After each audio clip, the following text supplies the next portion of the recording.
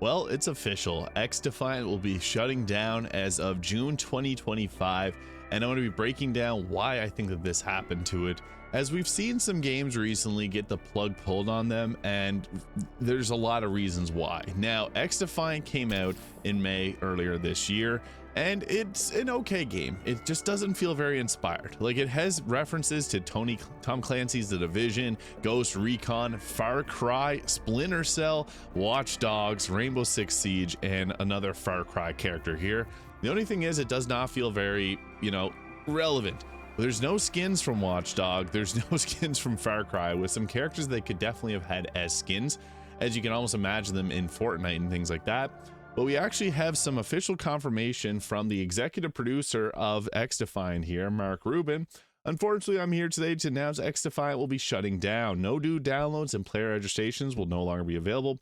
We'll still release our Season 3 content in the near future, and servers will remain up until June 3rd, 2025. For those who purchased the Ultimate Founders Pack, you receive a full refund. I gotta admit, that is really nice to see that happen. Any purchases made within the last 30 days will also be fully refunded, and these will happen within 8 days. And a few years ago, Ubisoft and the SF development team embarked on an adventure to develop a new arcade shooter called XDefiant. It was from the ground up an incredible challenge. Now we were trying to shake things up by removing skill-based matchmaking, and I must say that went terribly. I've played this game, and I'll talk about my experiences in a moment. Well, bringing out a more old-school arcade shooter experience, but we're also diving into the high-risk, high-reward realm of free-to-play, and for that I want to applaud only the dev team and also Ubisoft leadership. I've also heard a lot of things about Ubisoft leadership, and there is a recent lawsuit about the return to office policies, which personally I don't think I fully agree with. Return to office is just making infrastructure worse. A lot of cars on the road when a lot of these jobs could be potentially done at home and monitored. However, I digress. This is a free-to-play game with skill-based matchmaking. The problem with the skill-based matchmaking in my eyes was anytime that I played this game, I was getting completely washed by some people. There would usually be one player in the lobby or maybe a couple that were completely dominating, and you would literally just spawn and get killed, Now, that's not to say the spawn points were bad. They actually kind of were, but it's someone that, you go in to play these games. I've played Call of Duty. I actually had a pretty good Call of Duty kill to death ratio on the older ones. Like my experience being Modern Warfare 2 a long time ago, Black Ops 1, Black Ops 2, Modern Warfare, I guess 1 as well, in World at War. Those are the ones that I played a lot. And I've kept up with Call of Duty. I've played every single one of them, with the most recent Call of Duty Black Ops 6. And that's another reason that I think this game just didn't pan out, is because it was competing with that game as well, as it just came out earlier in October there. But Black Ops 6 was in development for 4 years. It's a Call of Duty game and has a lot of people riding behind it. I personally think that this game didn't differentiate itself enough from Call of Duty, and it almost was just like a worse version of Call of Duty because there wasn't any casual play. For people that want to go into a shooter, like if I play Call of Duty, I just want to go in and have some fun, like it's a rage-inducing game, as most online shooters are. But the problem with this was the no skill-based matchmaking. And not to say that I'm a bad gamer, maybe I am, but I was getting into some lobbies, and like as soon as I'd walk out of like our team's safe zone, I'd be just getting headshotted like left, right, and center. So there were some definitely pro players in some of the lobbies that I had started off with, so it didn't give me a good experience at the start. I've even played this on stream and had tried to have a good time with it, but it just unfortunately didn't have anything drawing me back to it when there's so many other great free-to-play games. Something like Fortnite, which I think to be probably the best free-to-play game right now. Also Valorant and Apex Legends, so you have no reason to pick XDefiant over that. If you really like Call of Duty, you're probably just going to play Call of Duty. That's another problem that they have, is they try to capture the Call of Duty audience, which if someone likes playing Call of Duty, they're likely going to stick with Call of Duty. To jump off, there has to be something that's strong to pull them in, and this game just doesn't have it. With a battle pass that is, again, uninspired. These designs are okay. They look like they could be from Fallout, but give me Aiden Pierce, give me Vaas, give me some characters from the actual games. Even like giving a Rabbit or some other of their IP would have been great. Instead, we just get these half-cooked designs here that just don't really make me want to play this game that much. And the loadouts, well, having guns that are very recognizable and fun, it just, again, felt like a worse version of like Black Ops 4 or any of the Call of Duty games to me. So I just feel like they messed the mark in terms of what was possible with XDefiant. Just even playing into this game, like looking at the battle pass and the things you can purchase, they're pretty expensive. and they are kind of ugly. Like, it just there's nothing here that I think looks good. So their monetization model, not that great.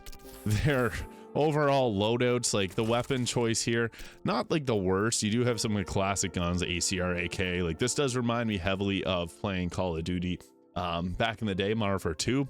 But some of the most favorite guns here are, you have to unlock them with challenges. You get the MP5, MP7, P90, and the Vector. So again, very similar to Call of Duty Modern Warfare guns, but there's just something that just didn't click with me. I don't know if it was the lack of skill-based matchmaking or what it was, but these guns were all right. The gameplay just felt undercooked. So that's just my personal thoughts on it. It is sad to see that this happened to them.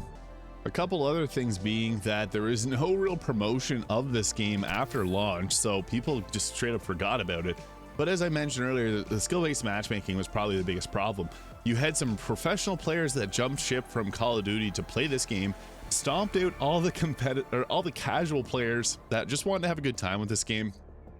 You'd go into a lobby, you'd be ranked, or you wouldn't even be ranked, you'd just be playing with some pros that would just completely wash you up, and then, you know, you'd bounce off the game, and then eventually the players that played Call of Duty that jumped ship to this game just bounced off it as well. So I think that that's actually a major reason why that this game just ended up failing, because they just focused too heavily on the pro audience. They focused on that 1% when they should have been focusing on the 99% of just casual gamers that just want to have fun. So I think that they did have a lot of people scared off from this game, because they had pro players coming in here from Call of Duty that are great at first-person shooters and just completely dominating it. So there was also a lack of balance in this game, and not to say that every game's perfectly balanced. Like, I use Modern Warfare 2 as a reference of a game that I enjoyed, and it had no balance, but there has to be a bit of balance between it. So yeah, it's just, I feel like it was missing the mark there. Unfortunately, Ubisoft does have some issues as well, so I know a lot of people that just don't want to play Ubisoft games. That has something to do with it potentially as well. But another big point is there is no Steam release, and that actually hurts this really big, because most PC players don't want to download the Ubisoft installer. I'm just going to put it out there and be honest. No one wants to download extra shops.